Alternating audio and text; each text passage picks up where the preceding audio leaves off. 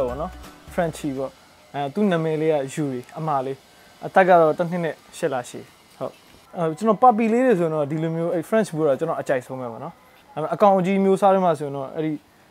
American Bulldog တို့ Bully တို့ပြီးတော့ Pitbull တို့ Rottweiler တို့ကျွန်တော်အရန်ကြိုက်တာပေါ့နော်အကောင်အကြီးတွေပေါ့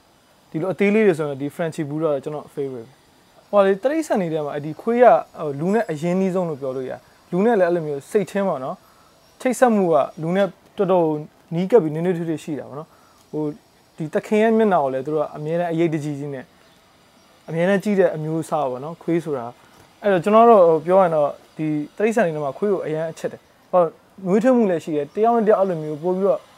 ကိုယ်နဲ့လှုပ်သလိုခံစားလို့ရတာပေါ့နော်ဟောအမစားဖြစ်တယ်ဆိုတာဒီကလေးကိုစမွေးတဲ့ရပါတော့မွေးတဲ့ကကိုကအကျင့်လုပ်ပေးလို့ရဒီကလေးကိုကကြီးမှအဲ့လိုမျိုးတစ်နှစ်ကျော်နှစ်နှစ်ကျော်လောက်မှမွေးမယ်ဆိုရင်တော့အဲ့လိုမျိုးဟိုကမစားဒီကမစားရှိအဲ့လိုမျိုးဒါပေမဲ့ကိုကစတစ်လသားနှစ်လသားလောက်စပြီးတော့ကိုကအကျင့်လုပ်ပေးတာမယ်မဘာပဲကြွကြွအဲ့လိုမျိုးအကျင့်လုပ်ပေးတာမယ်ဆိုကလေးကကြီးတဲ့အထိဘာပဲဖြစ်ဖြစ်စားတဲ့စားသွားကြတာပေါ့နော်ဟုတ်သူတို့ကတော့ဘယ်လိုပြောမလဲသူတို့ကနည်းနည်းနှုတယ်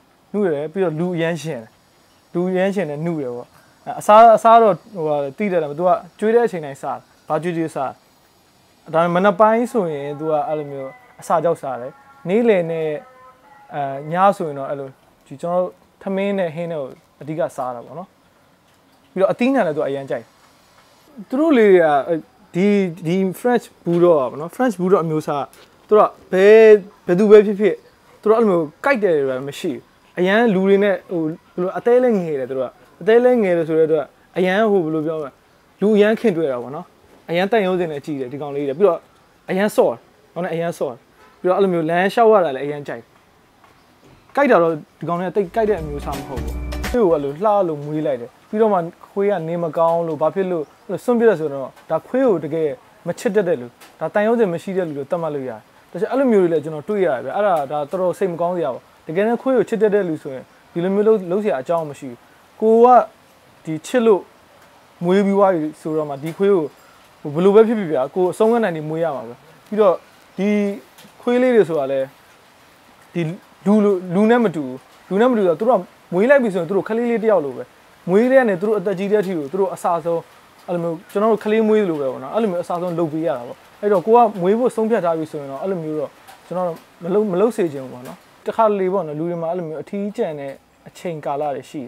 ယ်အဲ့လိုချိန်မှာဒီခလေးလေးတွေမွေးထားလို့ရှိရင်ဒီခလေးလေးတွေကကိုယ့်အတွက်ပေါ့နော်အများကြီးကိုယ့်ရဲ့အထီးကျန်မှုကအများကြီးဖြည့်ပြောက်ပြီးတယ်ကိုဘယ်လောက်ပဲအပြင်မှာပင်မလားဒီ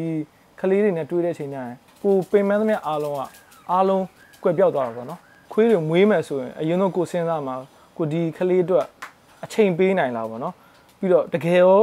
ဒီခွေးတွေပေါ်မှာတကယ်ရောချစ်တတ်တဲ့စိတ်ရှိလားကိုပြန်မေးပေါ့ပြီးတော့ဒီအမှန်တိုင်းပြောဒီခွေးမှုဖို့ဆိုတာအမှန်တိုင်းမှာလုံးဝမလွယ်ဘူးဒီခလေးတယောက်ကိုအမြဲတမ်းပြုစုနေရမယ့်ပုံစံမျိုးရှိတဲ့အတွက်တကယ်လို့မွေးတော့မယ်ကိုကလည်းတကယ်တမ်းခွေးလည်းချစ်တတ်တယ်ဆိုရင်တော့ဟိုဂယူးတစ်ဆိုင်မွေးပေးဖို့အကြံပြုစေချင်တာပေါ့ကျွန်တော်